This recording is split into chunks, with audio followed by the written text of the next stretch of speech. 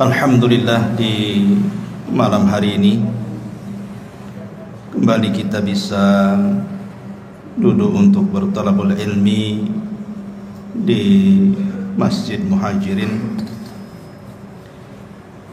Salawat dan juga salam tak lupa kita haturkan kepada Rasul kita Nabi besar Muhammad sallallahu alaihi wa ala alihi wasallam. Ma'asyiral muslimin yang dimuliakan Allah Azza wa Jal, malam ini kita akan membahas biasa sirah para nabi. Tapi ada hal yang menarik untuk kita bahas di malam hari ini, tentang 10 fitnah yang akan melanda di akhir zaman. Ma'asyiral muslimin yang dimuliakan Allah Subhanahu wa taala, Hudzaifah ibn al-Yaman radhiyallahu an suatu ketika bermajlis dengan Amirul Mukminin Umar bin Khattab radhiyallahu an, sahabat-sahabat yang lainnya. Kemudian Umar radhiyallahu an mengatakan, ayyukum sami'a Rasulullah sallallahu alaihi wasallam yadhkurul fitan. Siapa di antara kalian yang mendengar dari Nabi sallallahu alaihi wasallam saat Rasul menyebutkan tentang fitnah-fitnah yang akan muncul? Faqala qaumun, maka sebagian para sahabat mengatakan, nahnu sami'na, ya kami mendengarnya. Faqala la'allakum ta'nuna fitnatar rajuli fi ahlihi wa jari. Maka Umar mengatakan, boleh jadi yang kalian sangkakan itu kalian mendengar soal fitnah seseorang, keluarga dan tetangganya. Maka sahabat yang lain mengatakan, ajal ya, tentu. Maka Umar mengatakan, tilka tukaffiruha as-salatu was-siyamu was-sadaqatu. Kalau hanya itu fitnah-fitnah yang kalian maksud, itu bisa dihapus dengan salat, puasa dan sedekah. Walakin, akan tetapi, kata Umar, yang aku tanyakan bukan itu.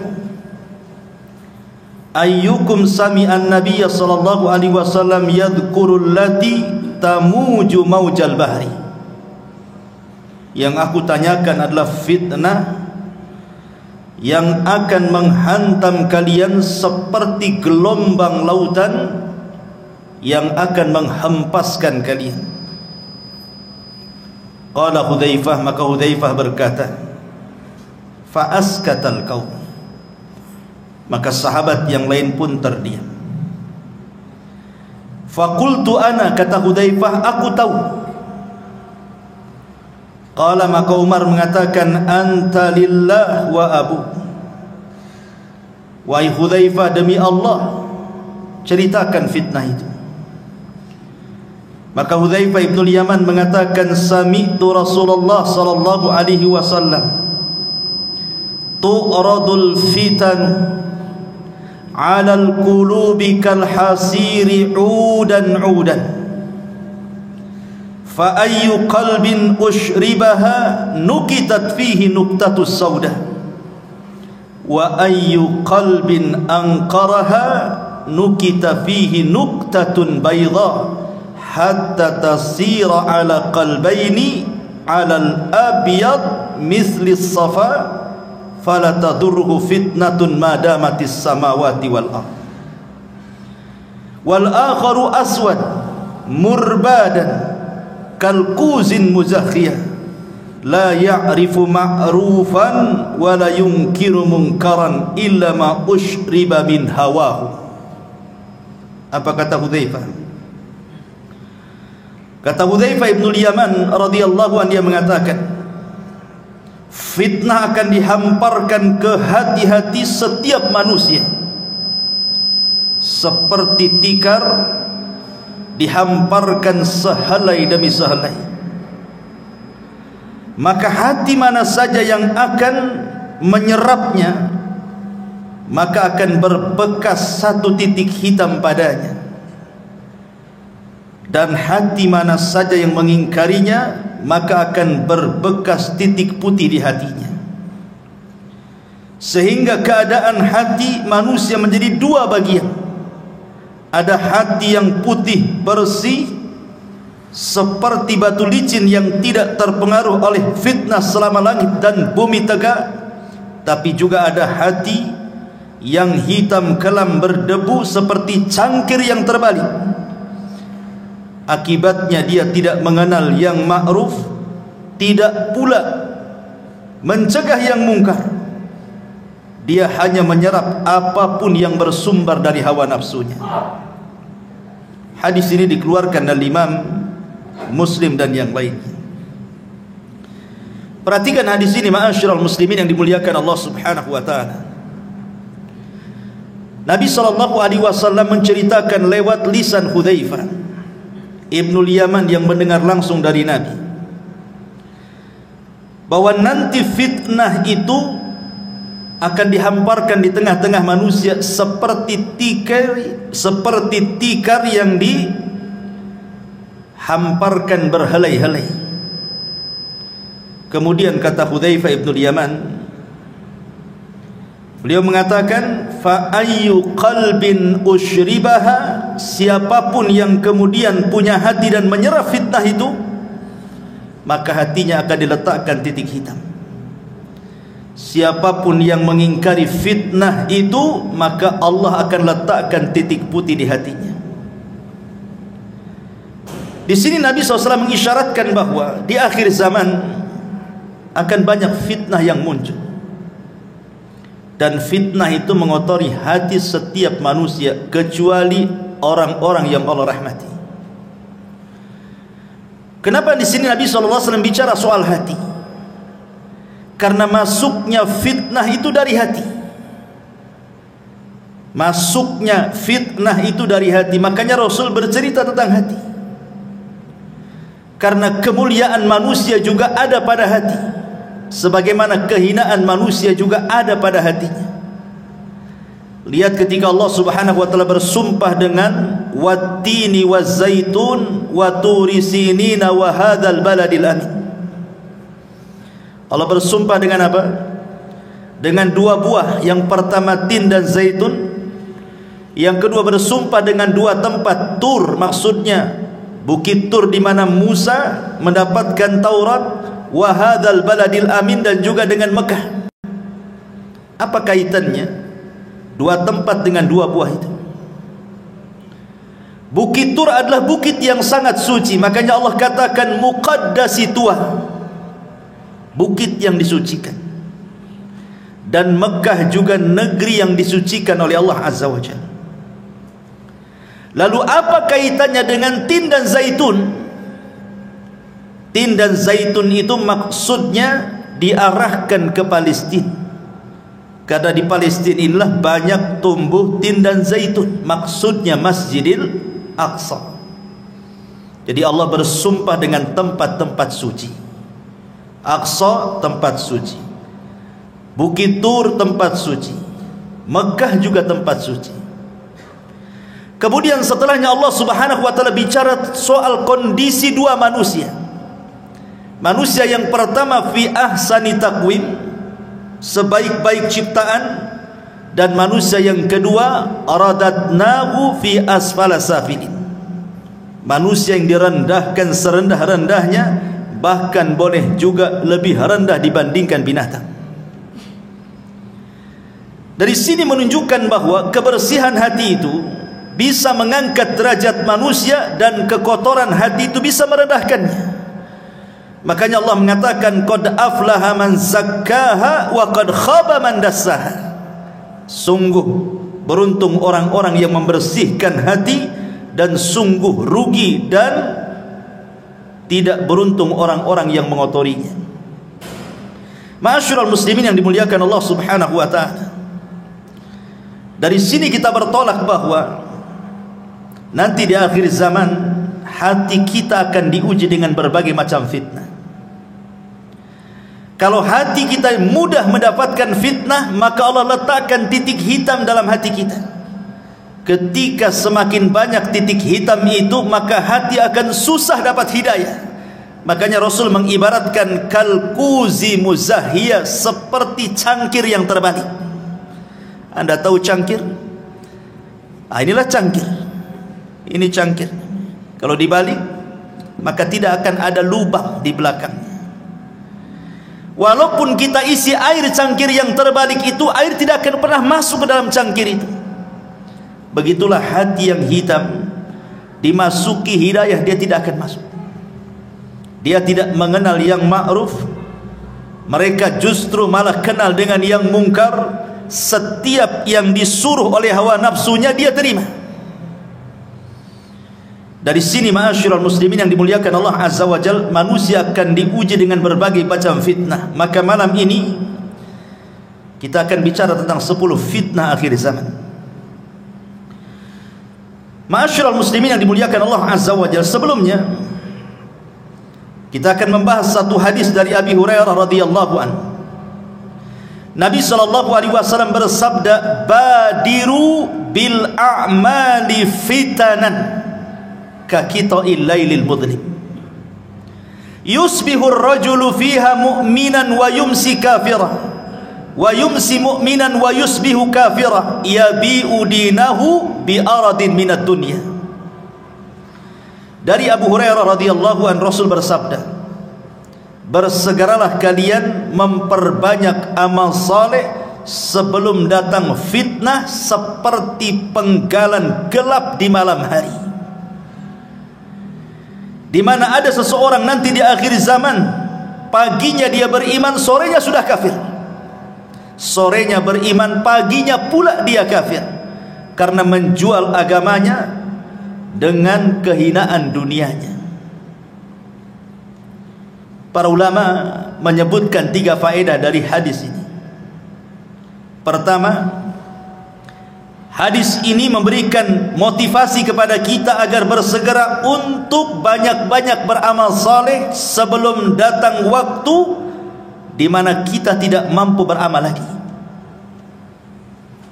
Di sini ada faedah agar kita segera beramal saleh sebelum datang waktu kita tidak bisa melakukannya. Makanya Nabi SAW dalam hadis yang lain mengatakan apa? Badiru bil a'mali sab'ah. Bersegeralah kalian sebelum datang 7 perkara.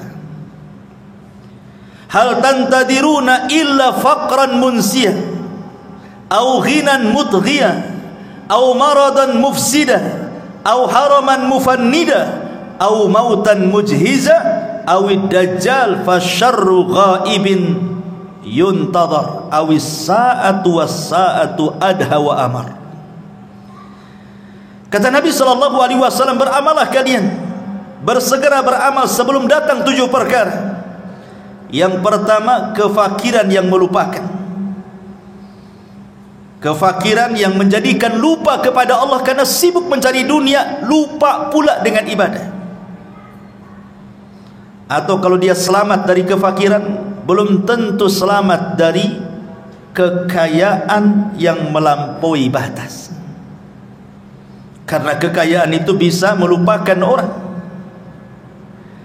Okelah dia selamat, dia kaya, dia pun taat kepada Allah Azza wa Jalla, belum tentu selamat dari yang ketiga, maradan mufsida, sakit yang membuat dia terduduk tidak bisa beramal. Kaya tapi tidak bisa sholat ke masjid, sakit. Kaya tapi tidak bisa dia bersilaturahim karena tidak bisa bergerak. Oke, dia selamat dari sakit, belum tentu selamat dari yang keempat, haraman mufannida, pikun, pikun yang melupakan segalanya. Oke, dia selamat dari pikun, tapi dia tidak selamat dari yang kelimanya, mautan mujahiza, mati mendadak, ketabrak, jatuh, mati mendadak. Atau mungkin dia selamat dari kematian mendadak, bisa jadi yang keenam, atau dia mendapatkan dajjal. Dan Dajjallah seburuk-buruk fitnah yang tersembunyi yang ditunggu oleh setiap manusia. Oke, dia selamat dari Dajjal, dia tidak selamat dari kiamat. Ini 7 perkara. Kata Rasul, bersegera beramal soleh sebelum datang 7 perkara ini. Kemudian faedah yang kedua dari hadis ini memberikan satu isyarat bahwa di akhir zaman nanti akan banyak terjadi berbagai macam fitnah, di mana datangnya fitnah ini beruntun. Belum selesai yang ini, datang yang itu. Belum selesai yang itu, datang yang lainnya pula. Makanya Nabi SAW juga mengatakan, badiru bil a'mali sittan, bersegeralah kalian untuk beramal soleh sebelum datang 6 perkara. Imaratus sufaha, munculnya para pemimpin-pemimpin jahil yang merusak agama dan dunia. Kasratus syurat, banyaknya keamanan negara karena banyak kerusuhan di mana-mana. Wa bai'ul hukmi, jual beli hukum di pengadilan, membayar pengacara, membayar saksi, menyogok hakim. Istighfafan biddima, murahnya sebuah darah, pembunuhan mudah sekali, seolah-olah yang membunuh tidak tahu kenapa dia bisa membunuh, yang dibunuh makin bingung kenapa bisa dibunuh. Au qati'atir rahim, banyaknya orang memutus silaturahim. Au nasyun yattakhiduna al-Qur'ana mazamir, atau Al-Quran hanya disamakan dengan nyanyian. Orang mengundang orang itu untuk membaca Quran hanya untuk dinikmati lagunya, bukan untuk ditadaburi. Yuqaddimuna ahadahum liyughanniyahum wa in kana aqalluhum fikha, hanya diundang untuk mengaji, dinikmati lagunya walaupun dia tidak paham soal fikihnya. Dan fitnah ini banyak, ini hanya sekelumit bahwa Rasul akan menjelaskan di akhir zaman akan muncul yang seperti ini. Ini belum selesai, tumbuh yang itu yang selesai, datang pula yang lainnya, dan begitu seterusnya. Dan yang ketiga, zaman kita ini ikhwan adalah zaman fitnah. Dan ujian serta manusia disibukkan dengan urusan dunia itu luar biasa. Dan ingat, kata Imam Ibnul Qayyim rahimahullah ta'ala mengatakan sumber fitnah itu 2, syahwat dan syubhat.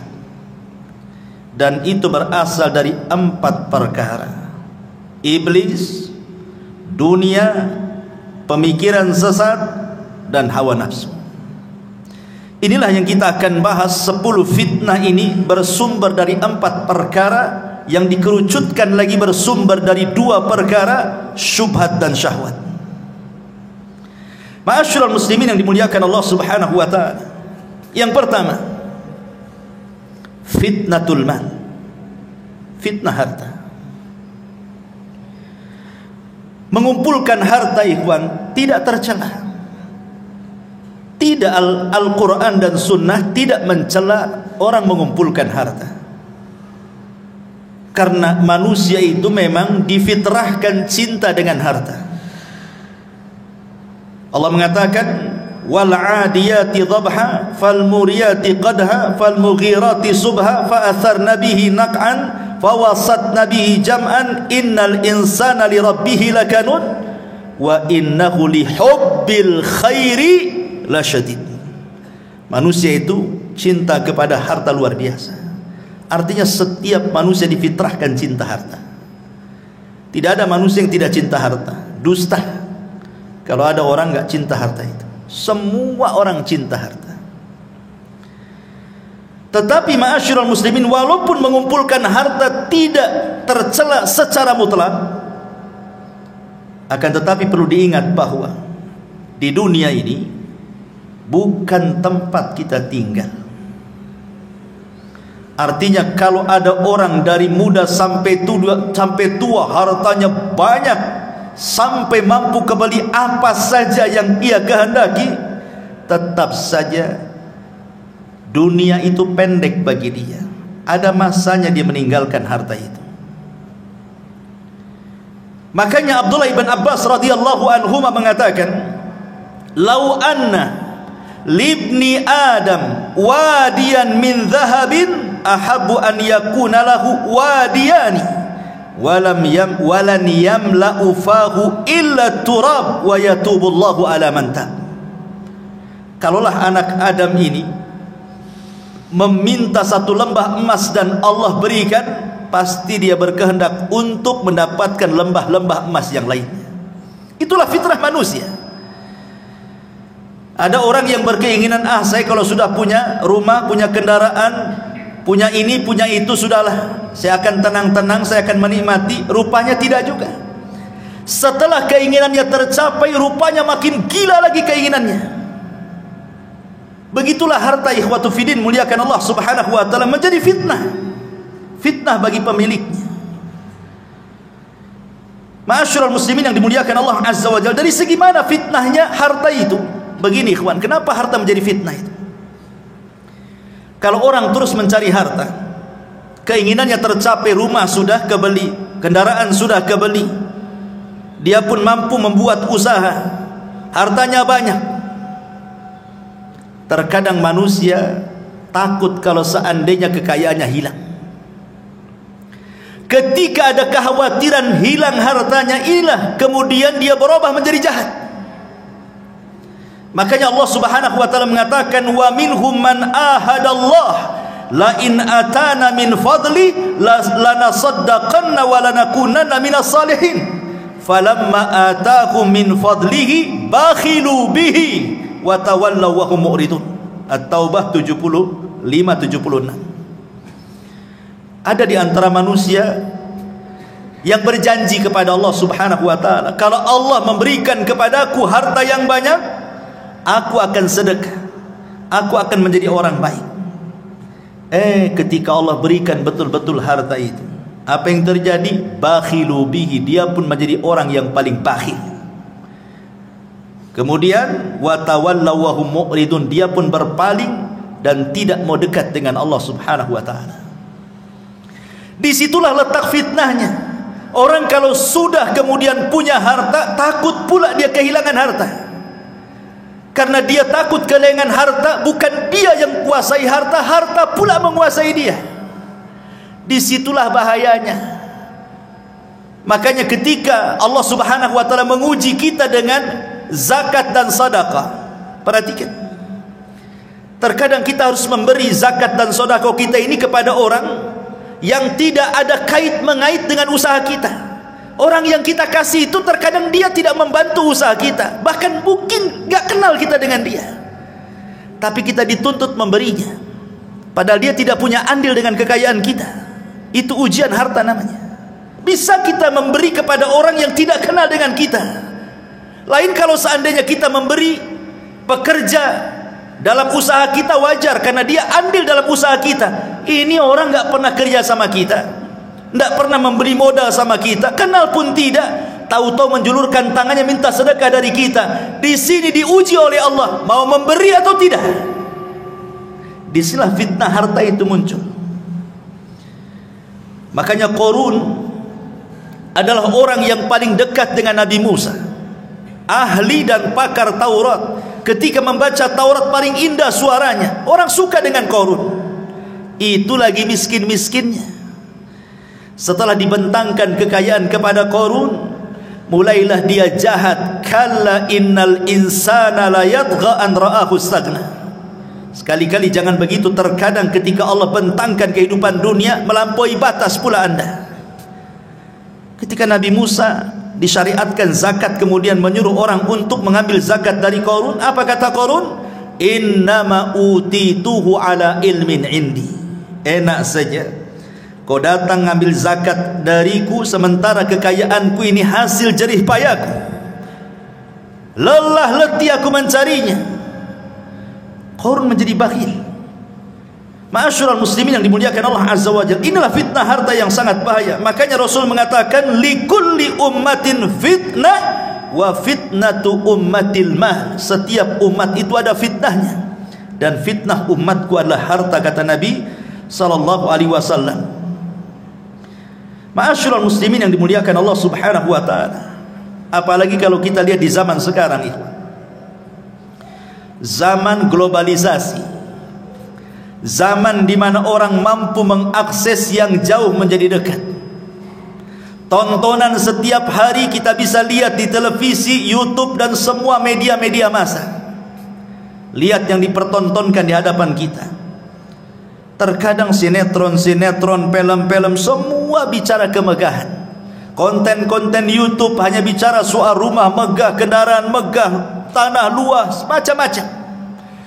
Sementara yang nonton itu orang-orang miskin, orang-orang susah. Kebayang dia kepengen seperti itu. Tengok tetangga rumahnya makin besar, kebayang kapan saya seperti dia. Akhirnya ketika itu bayangannya lupa dengan yang di atas karena dia ingin mengejar hayalannya. Di situ fitnahnya. Ma'asyiral muslimin yang dimuliakan Allah Subhanahu wa taala. Padahal kalau kita melihat hakikat harta, kata ulama, at-tajmi' wa tafriq. Harta itu sebenarnya hanya dikumpul-kumpul habis itu ditinggal. Coba lihat orang-orang yang kaya miliarder itu, triliunan uangnya itu. Kekayaannya masih numpuk di atas bumi, dia pula sudah pulang ke bawah bumi. Siapa yang menikmati itu? Dia lelah mencari harta, lelah berkeringat dari muda sampai tua jadi orang kaya. Habis itu terkena penyakit, mati. Dia belum sempat menikmati kekayaannya. Siapa yang menikmati? Ahli warisnya. Terkadang ahli warisnya tidak bersyukur dengan kekayaan ditinggalkan orang tuanya. Tidak ada pun dia bersedekah untuk orang tua yang sudah mewariskan hartanya, kan? Itulah fitnah harta di sini. Tajmi wa tafriq. Ini yang pertama. Yang kedua, fitnatul jah. Fitnah kedudukan, fitnah kekuasaan, fitnah kepemimpinan, fitnah ingin terkenal, dihargai orang, disambut orang, ingin dipuji orang, ingin disanjung orang, takut kehilangan kekuasaannya, takut ditinggalkan orang, takut tidak dihargai lagi. Akhirnya apa yang terjadi? Dia pun tagha, persis seperti Firaun, tagha melampaui batas.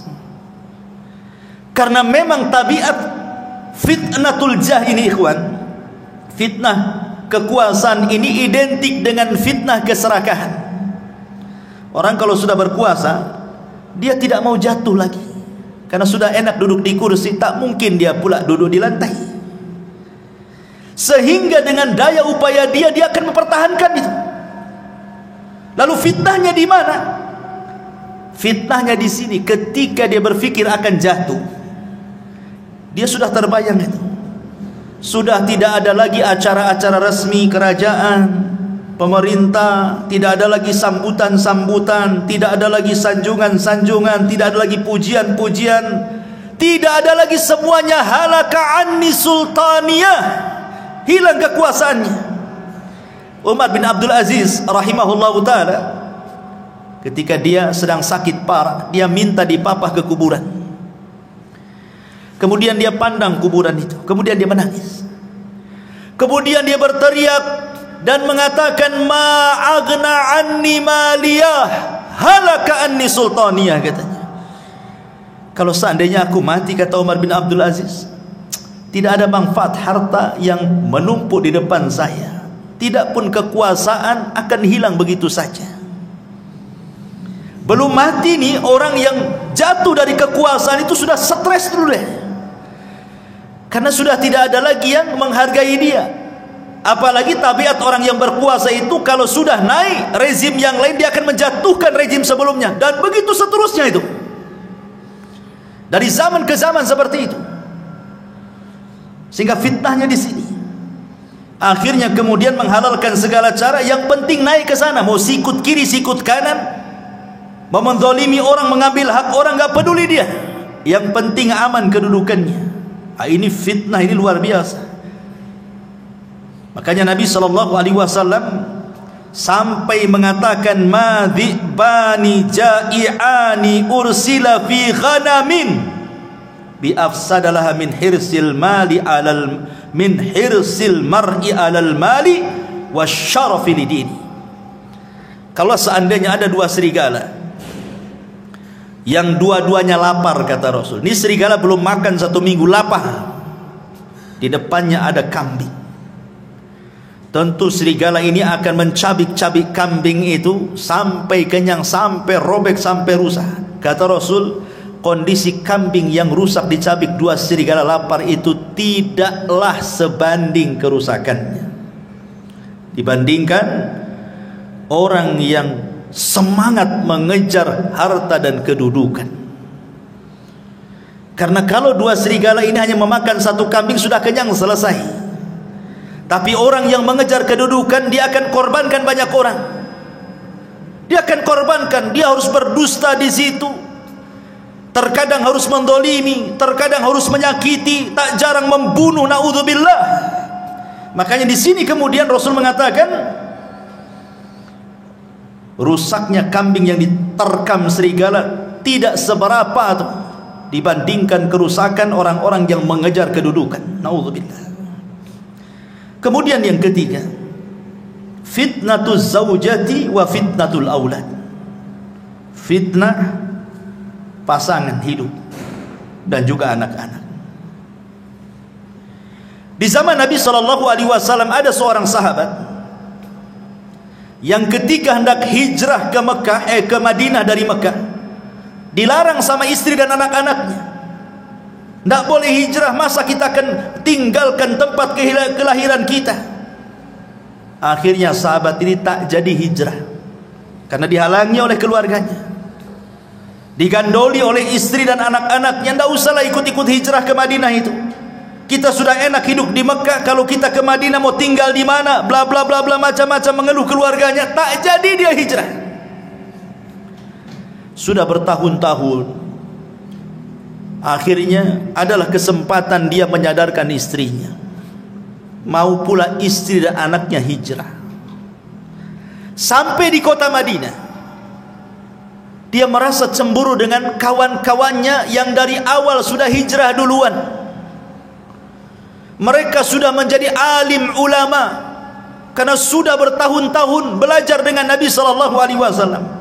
Sebagian mereka sudah sukses dari segi dunia seperti Abdurrahman bin Auf, Utsman bin Affan, Abu Bakar dan yang lainnya. Dan mereka bertahun-tahun dekat dengan Nabi SAW. Menyesallah dia, kenapa dia kemudian tidak hijrah bersama para sahabat sebelumnya. Coba kalau seandainya dia hijrah bersama para sahabat di awal hijrah, tentu aku pun meraih seperti yang apa yang mereka raih, katanya. Marah sama anak dan istrinya, gara-gara engkau mungkin bahasa kita. Coba kalau dulu kalian tidak melarang saya hijrah, tentu aku tidak seperti ini, katanya. Ketika itu turun ayat surah At-Taghabun ayat 14 kepada sahabat ini. Ya ayyuhalladzina amanu inna min azwajikum wa auladikum aduwwan lakum fahdharuhum. Hai orang-orang yang beriman, sesungguhnya istri-istri kalian, anak-anak kalian terkadang menjadi musuh kalian. Fahdharu, hati-hati. Lihat, sahabat ini tidak jadi hijrah gara-gara apa? Digandoli anak istrinya, kan? Jadi musuh. Baik musuh secara ideologi atau musuh secara fisik. Musuh secara ideologi boleh jadi mungkin suaminya mau sedekah, ditahan sama istrinya. Bang, janganlah sedekah, beli mobil, beli ini, beli itu. Tak jadi dia. Anaknya kepengen ini, kepengen itu, tak jadi dia.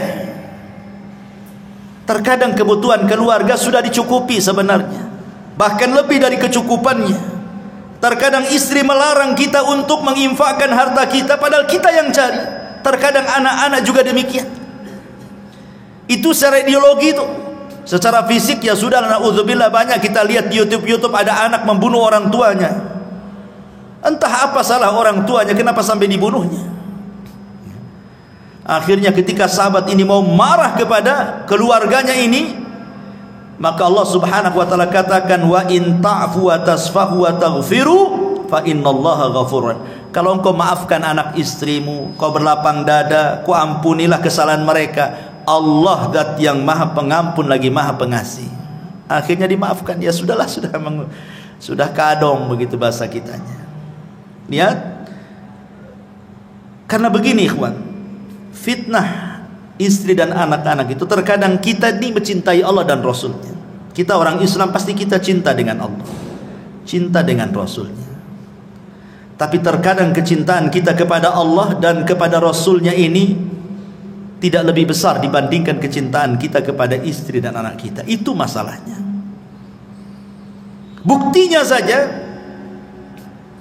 ada orang kepala rumah tangga lah, anaknya tertidur di waktu subuh.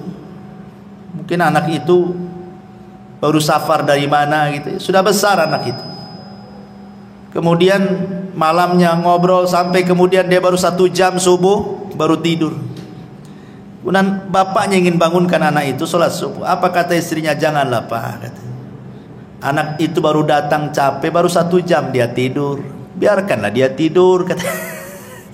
Akhirnya kemudian suaminya sholat subuh sendiri, anaknya ngorok sampai terbit matahari. Kenapa orang tua ini membiarkan anaknya seperti itu? Karena sayangnya dia kepada istrinya dan sayangnya kepada anaknya. Itu di dunia. Di akhirat dia tidak sadar anak itu yang menyeret dia ke neraka. Ma'asyiral muslimin yang dimuliakan Allah Azza wa Jalla. Terkadang kita bapak-bapak ini dibuat durhaka dengan orang tua gara-gara istri.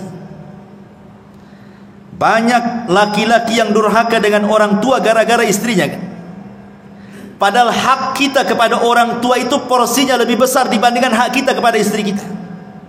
Kalau seandainya ada uang 1 juta, kemudian di situ ada 2 orang, 1 orang tua, 1 istri, kemana uang ini saya sedekahkan? Kata Rasul, Allah berfirman, yas'alunaka madza yunfiqun, qul ma anfaqtum min khairin falil walidaini. Mereka bertanya-tanya kepadamu, wahai Muhammad, kalau saya punya uang kemana saya sedekahkan? Maka katakan ya Muhammad, kata Allah, sebaik-baik sedekah itu berikan kepada orang tua.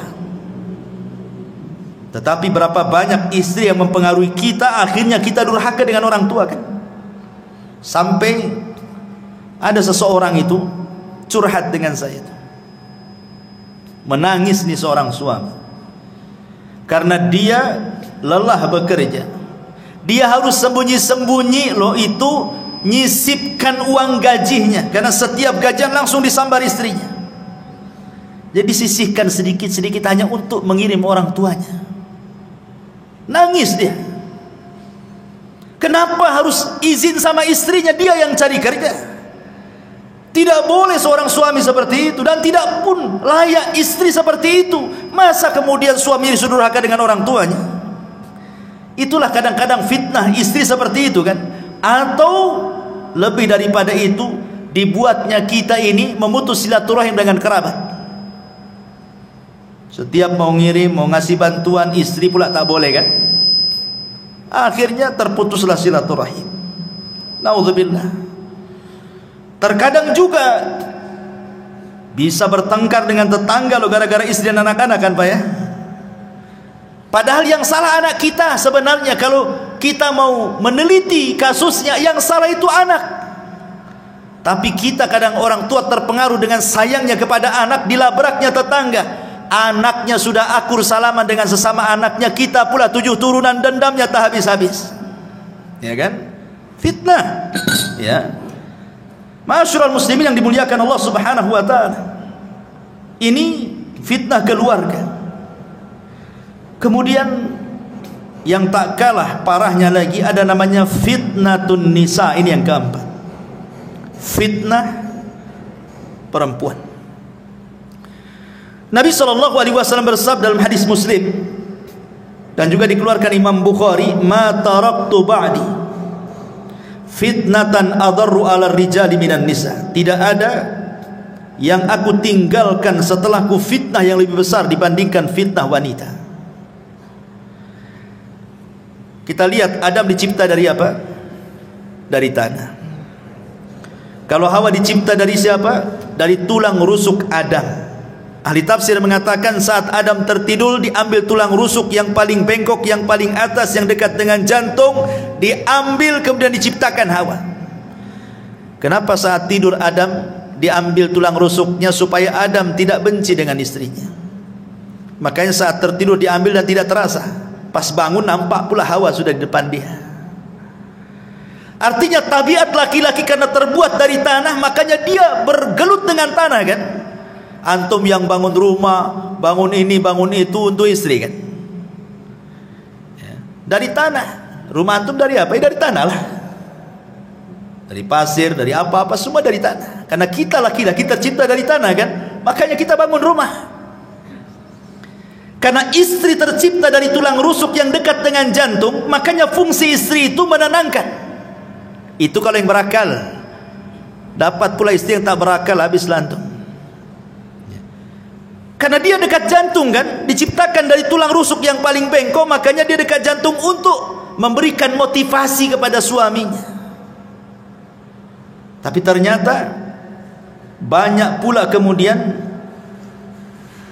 wanita-wanita itu yang tidak bersyukur dengan suaminya. Ini masih mencakup fitnah wanita, tapi masih istrinya, masih istri kita maksudnya. Begini Tuan, istri itu diciptakan untuk kita itu dalam rangka perhiasan. Jadi wanita itu sebenarnya perhiasan bagi laki-laki.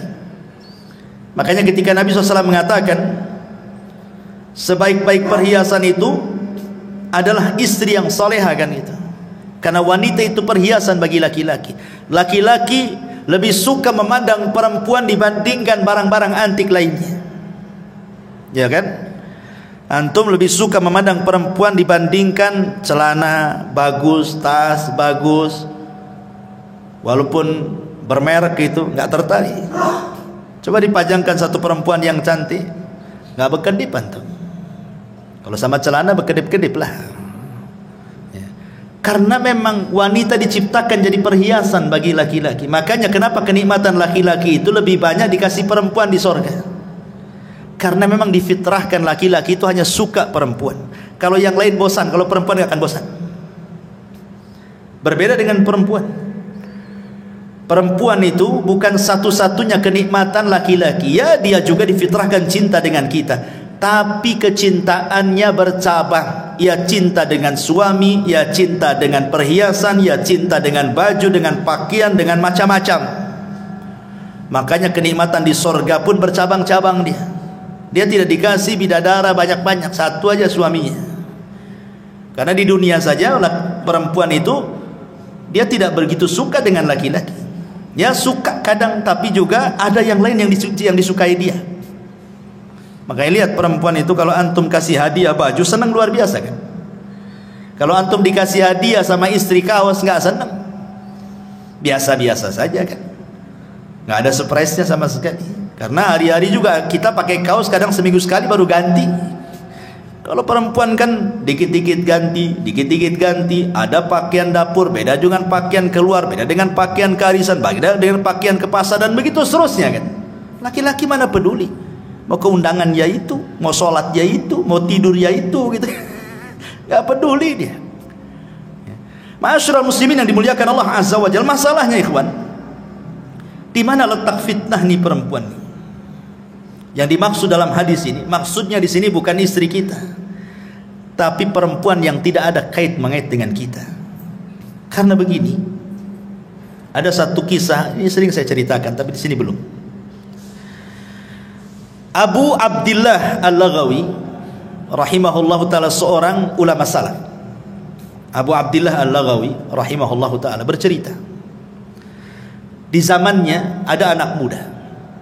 Anak muda ini rajin sholat, tidak lepas baca Quran, hadir terus di majelis ta'lim, pokoknya anak muda soleh. Dia berjalan melewati satu gereja. Rupanya di dalam gereja itu ada seorang wanita biarawati yang sangat cantik sekali. Entah kenapa pandangannya tertuju kepada wanita itu. Begitulah bapak-bapak, ya, tak sabar kalau melihat yang bening-bening, langsung dituju matanya ke situ. Ya. Akhirnya kemudian setiap hari lewat gereja itu, setiap itu pula dia menatap wanita itu. Setan masuk, panah cinta masuk ke yang perempuan dan masuk pula ke yang laki-laki. Akhirnya mulai saling mengirim surat karena tidak berani dia mendekat gereja. Surat dibalas surat, perjanjian dibalas janji, ketemu dibalas ketemu, akhirnya ngobrol, jatuh cinta, kemudian kepengen menikah. Cintanya kuat luar biasa. Masalahnya, yang satu muslim, yang satu Nasrani, biarawati lagi, tidak bisa menikah kecuali dia keluar dari petugas gereja. Sakitlah anak muda ini karena terus terpikir dengan wanita itu, sampai akhirnya sakitnya memarah, tidak mau makan, tidak mau minum, kurus, akhirnya sampai ke sakaratul maut, mati gara-gara cinta. Sebelum dia mati, ini Abu Abdillah Al-Laghawi ini menceritakan kisah ini. Dia datang, dia mengatakan, zurtu ilaih, aku menziarahi laki-laki itu. Kemudian aku ajak dia berdakwah menuju kepada Allah, mengingatkan rahmat Allah untuk bertobat kepada Allah Azza wa Jalla. Tapi di luar pemikiran Abu Abdillah Al-Laghawi, rupanya laki-laki ini mengatakan, ya Imam, kamu tahu kasusku dengan wanita itu, katanya. Aku cinta berat dengan wanita itu, katanya, dan aku tidak mungkin dipisahkan dengan wanita itu. Kalau Allah Subhanahu wa ta'ala haramkan aku tidak berjumpa di dunia, maka jangan pula Allah haramkan aku berjumpa di akhirat, katanya. Kata Imam Abu Abdillah, lalu gimana caranya? Kau akan berjumpa di akhirat? Di luar pemikiran Abu Abdillah, tiba-tiba dia mengatakan, kafartu bidini wa amantu bidiniha. Ya Imam, saksikan sebelum wafatku, aku kufur dengan agamaku dan aku beriman dengan agama wanita itu, katanya. Dikiranya dengan cara seperti itu dia akan berjumpa di akhirat? La haula wa la quwata illa billah. Masalah ini oleh Imam Abu Abdillah Al-Laghawi disembunyikan, tidak mau diceritakan sama orang, sampai setahun berlalu. Rupanya nasib wanita itu sama pula dengan nasib laki-laki ini. Dia kepikiran laki-laki itu, akhirnya kemudian kurus kering, tidak makan, tidak minum, sakit, sampai pun hampir sakaratul maut. Ini Abu Abdillah Al-Laghawi ini mencoba ziarah kepada wanita itu yang masih Nasrani itu, karena sakit parah memikirkan si bujang tadi. Kemudian kata Imam Abu Abdillah, masya'nuki ya fulana, ada apa dengan kamu, kenapa seperti ini?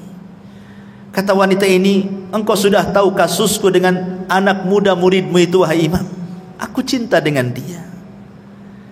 Janganlah Allah Subhanahu wa ta'ala pisahkan aku di akhirat. Sudahlah Allah pisahkan aku di dunia, jangan pula Allah pisahkan aku di akhirat. Kata Imam Al-Laghawi, lalu bagaimana caranya? Amantu bidinihi wa kafartu bidini. Aku beriman dengan agama dia dan aku kufur dengan agamaku. Subhanallah, terbalik-balik. Lihat, dia sudah Allah pisahkan di dunia, Allah pisahkan pula di akhirat. Nggak ketemu tuh. Di dunia sudah dipisahkan, di akhirat pun dipisahkan. Kenapa? Yang satu mukmin, yang satu kafir, kan gitu ya. Begitulah takdir, ikhwan. Istidraj syaitan namanya. Hati-hati. Ya. Makanya dulu saya punya tetangga, kan pernah cerita di sini. Saya masih tinggal di Batam Center itu. Kasusnya kurang lebih dengan kasusnya yang diceritakan Abu Abdillah Al-Laghawi ini. Tetangga, depan-depanan rumahnya. Dia seorang wanita muslimah menikah dengan laki-laki Nasrani karena kaya. Akhirnya dia masuk Nasrani wanita ini, sampai punya anak banyak.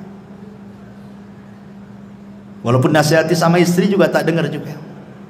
Qadarullah pula, suaminya ini ada hubungan dengan perempuan yang ketiga, dan yang ketiga ini wanita muslimah. Ketahuan, cekcok, cerai. Akhirnya si laki-laki ini menikah dengan wanita muslimah, tapi syaratnya dia harus mu'alaf. Pertama, dia memurtadkan orang. Sekarang dia menikah dengan wanita muslimah, dia pula yang murtad dari agamanya masuk ke dalam Islam. Terbalik-balik dunia, ikhwan. Inilah dunia dalam berita namanya. Ya. Ma'asyiral muslimin yang dimuliakan Allah Azza, begitulah hidayah. Makanya fitnah perempuan ini sampai kepada taraf kufur. Sampai seorang ulama bercerita, dulu ada seorang hafidul Quran, betul-betul menghafal Quran, hafal Quran di kepalanya.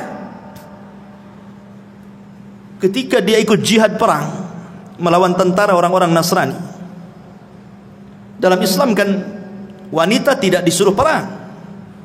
Wanita itu ikut perang ya untuk mengobati orang yang keluka, masak dan begitu seterusnya kan dalam peperangan. Tapi maju di front terdepan itu tidak ada wanita dalam Islam seperti itu. Tapi orang-orang kafir biasa, mereka tentara wanita itu di depan.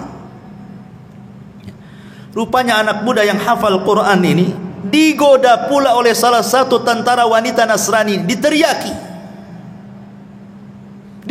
Akhirnya entah kenapa kemudian masuk pula kesukaan laki-laki ini kepada wanita Nasrani, padahal musuh perangnya itu. Sampai dia terbayang-bayang satu malam tak bisa tidur. Kemudian dia mengintai-ngintai di manalah tenda wanita itu, padahal musuhnya tuh. Setan masuk betul pada hatinya. Sampai dia datang kepada komandannya yang Nasrani itu, ditunjukkan di mana wanita itu. Tapi kata komandannya, tidak bisa, kau ini seorang muslim, kau musuhku katanya. Kata laki-laki anak muda ini, gimana caranya agar aku bisa ketemu dan kenalan dengan wanita itu? Gampang, murtad dari agamamu, jadilah kau Nasrani, kau jodohkan kau dengan dia katanya. La haula wala quwwata illa billah. Betul. Akhirnya dia murtad, hafal Quran, murtad, jadi Nasrani gara-gara perempuan. Kemudian menikah. Setelah beberapa tahun berjumpalah dengan kawan-kawan yang muslim ini. Kemudian ditanya anak muda ini, ya fulan, aina Qur'anuk, aina salatuk, aina ibadatuk? Di mana Qur'anmu, di mana salatmu, di mana ibadahmu katanya. Dia mengatakan, demi Allah, sudah hilang di kepalaku kecuali hanya satu ayat. Cuma satu ayat katanya. 30 juz hilang kecuali satu ayat. Kata seorang muslim, hat ainal ayat. Kalau begitu bacakan ayat yang tinggal tersisa satu ayat itu katanya.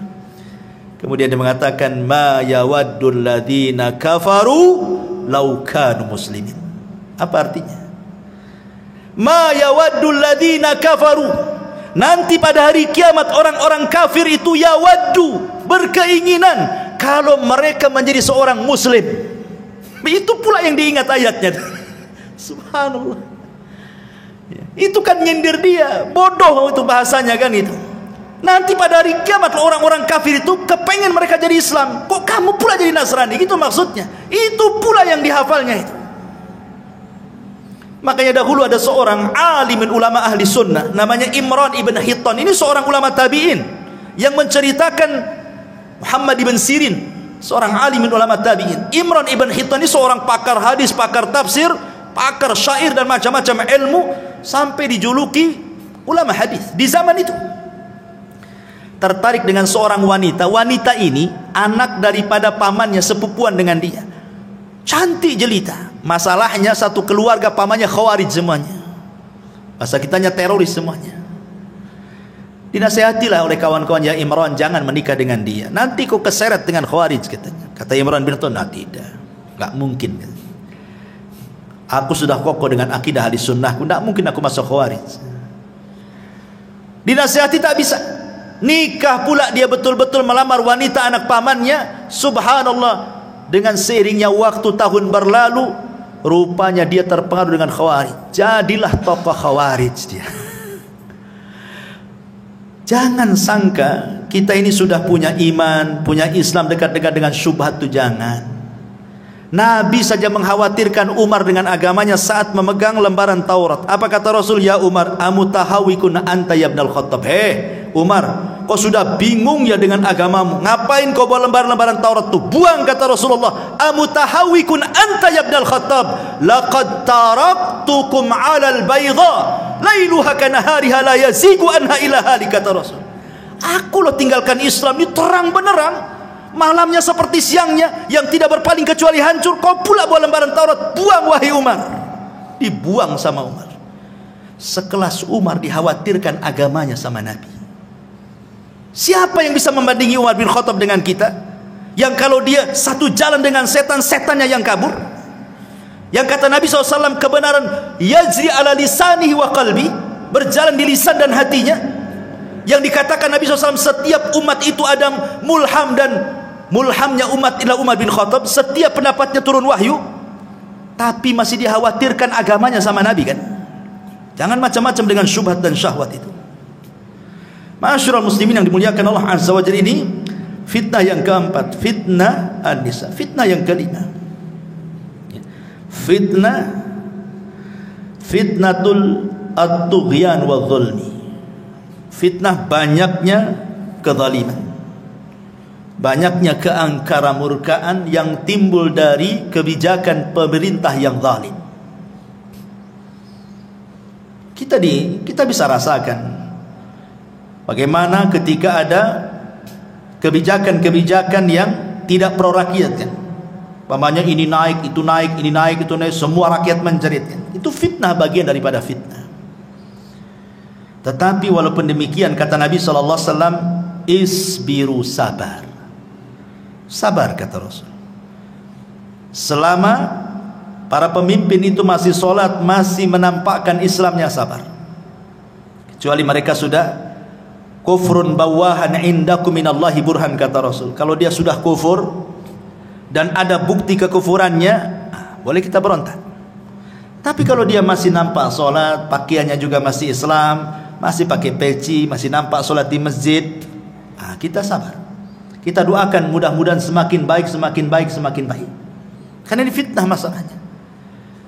Karena dampaknya kebijakan-kebijakan itu ke ekonomi. Ekonomi dampaknya kepada kefakiran. Kefakiran dampaknya kekufuran, kejahatan. Lihat salah satu dampak kenapa orang jadi teroris, salah satunya faktor ekonomi. Orang berpindah agama, salah satunya faktor ekonomi. Orang bisa jahat jadi merampok, membunuh gara-gara ekonomi. Ya kan? Fitnah. Ya, makanya kita bersabar kepada Allah Azza wa Jalla, terus bersabar. Minta kepada Allah Subhanahu wa taala supaya diperbaiki semuanya. Karena mencaci itu tidak solusi masalahnya. Ini juga fitnah, dan itu akan muncul dan akan terus muncul. Kemudian yang keenam, fitnatut tafarruq wal ikhtilaf wa tahazzub. Banyaknya perselisihan antar sesama kita aja berselisih, padahal bahaya. Dulu Imam Bukhari meriwayatkan begini. Jadi Nabi SAW baru saja turun wahyu, diberitahu tentang tanggal Lailatul Qadar. Jadi turun wahyu memberitahu tanggal dan malam Lailatul Qadar itu. Pamannya turun wahyu tanggal 27 atau tanggal 29 gitu ya. Rasul sudah ada tuh di otaknya itu, karena turun wahyu diberitahu tuh tanggalnya. Senanglah Rasul itu, kepengen memberitahu sahabat tentang malam apa Lailatul Qadar dan tanggal berapa gitu. Akhirnya keluar rumah, ingin ngasih tahu, maksudnya saking senangnya Rasulullah. Di tengah jalan ada dua sahabat bertengkar, melengking-lengking suaranya, saling mengotot keduanya. Akhirnya Nabi SAW sibuklah melerai dua orang ini sampai dilupakan tanggal dan malam Lailatul Qadar itu. Karena sibuk ini, sehingga ketika sudah selesai ini melerai keduanya, lupa dia. Tanggal berapa tadi? Dilupakan sama Allah. Dari sini menunjukkan ikhwatu fillah bahwa perselisihan itu sebab mahkul khair wal barakah, diangkatnya kebaikan dan keberkahan. Sebab perselisihan ini. Coba kalau seandainya kasusnya seperti kasusnya Imam Syafi'i dan muridnya Yunus ibn Abdil A'la As-Sadafi rahimahullah ta'ala. Jadi Yunus ibn Abdil A'la As-Sadafi ini muridnya Imam Syafi'i. Suatu ketika berdebat dengan gurunya, entah masalah apa perdebatannya, sampai meninggi suaranya. Akhirnya dia angkat kaki dari majelisnya Imam Syafi'i, kemudian pulang dan tidak pernah muncul lagi di majelis itu. Imam Syafi'i rahimahullahu ta'ala akhirnya mencoba mendatangi muridnya Yunus ibn A'la As-Sadafi. Kemudian setelah sampai di rumahnya, dia menasihati, ya Yunus,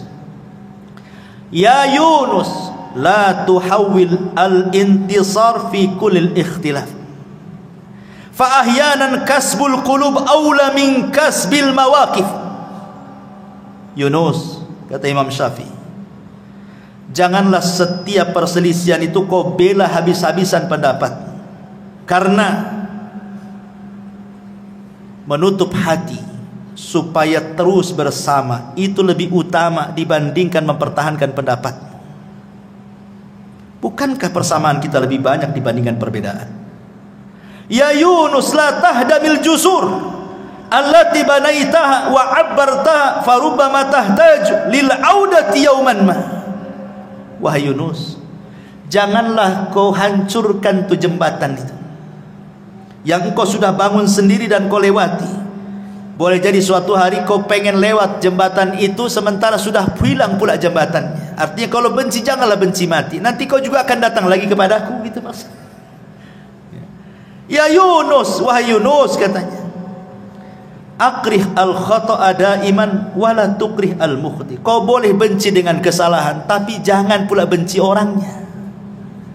Ya Yunus, intakidil qaul lakin ihtarimil qail. Yunus, silahkan kau kritik ucapan, tapi hormati yang mengucapkannya. Fa inna muhimmatana an naqdi 'alal mardi la 'alal marid. Karena tujuan kita itu mengobati penyakit, bukan membunuh orang yang terkena penyakit. Maksudnya Imam Syafi'i mengajarkan kepada kita, selama perselisihan itu bukan perselisihan yang boleh jadi mungkin kita keluar dari Islam, sesat akidah kita, ini masih masalah furu sesama kita. Terkadang luar biasa. Jangankan lagi sesama murid-murid, ustad-ustadnya pun dijauhi. Kadang-kadang ada orang seperti itu. Tak apa masalahnya. Dan itu terkadang dimunculkan karena fanatik.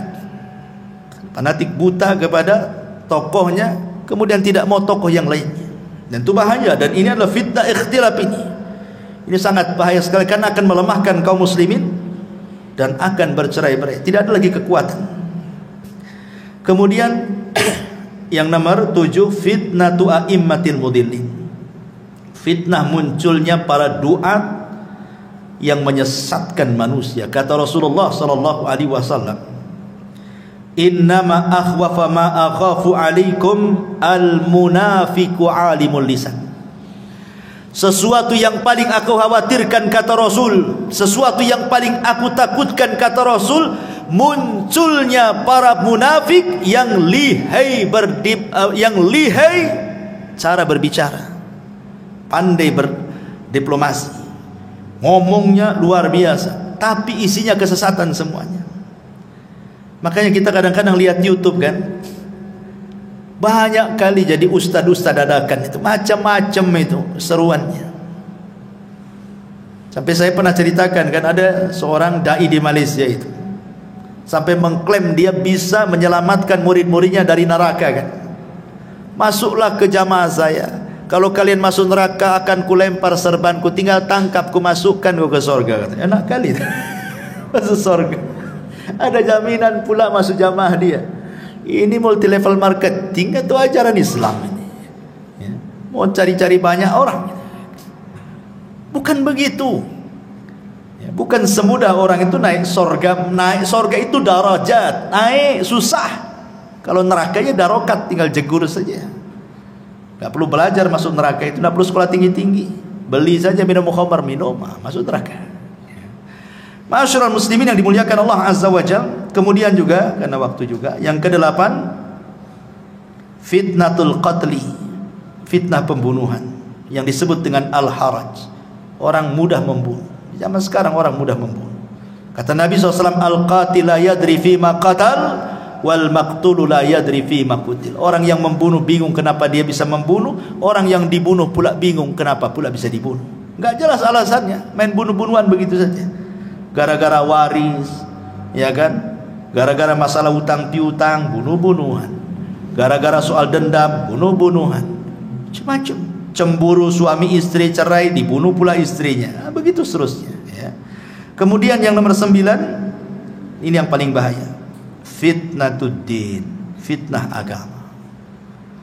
Makanya kenapa Nabi SAW berdoa kepada Allah, Allahumma la taj'al musibatana fi dinina. Ya Allah, jangan jadikan musibah itu terkena kepada agama. Silahkan kau uji anakku, istriku, hartaku, usahaku, silahkan, tapi jangan diuji agama. Karena kalau sudah yang diuji agama ini bahaya. Orang bisa kufur, bisa syirik, bisa macam-macam, nggak akan bahagia dunia akhirat. Makanya banyak-banyak berdoa kepada Allah, Allahumma la taj'al musibatana fi dinina. Ya Allah, jangan kau jadikan musibahmu menimpa agama. Dan yang terakhir tentu fitnah yang merangkum semua fitnah. Apa itu? Fitnatud Dajjal. Ini merangkum semua fitnah. Makanya surah Al-Kahfi itu Allah Subhanahu wa taala menceritakan tentang kisah Dzulqarnain. Bicara soal kekuasaan. Allah bicara tentang kisah Ashabul Jannatain, tentang harta dua kebun yang kufur. Kemudian yang ketiga kisah tentang Nabi Khidir dan Musa, kisah tentang ilmu. Kemudian kisah Ashabul Kahfi, kisah soal agama. Karena fitnah itu bisa saja dari agama, bisa saja dari dunia, bisa saja dari kekuasaan, bisa saja dari pemikiran. Dan itu ada pada Dajjal. Makanya kenapa kita disuruh membaca surah Al-Kahfi? Karena terangkum 4 fitnah ini ada pada Dajjal. Wallahu a'lam bishawab. Ini yang bisa sampaikan. Mudah-mudahan ada manfaatnya. Subhanakallahumma bihamdika asyhadu an la ilaha illa anta astaghfiruka wa atubu ilaik. Allahu ta'ala alam. Assalamualaikum warahmatullahi wabarakatuh.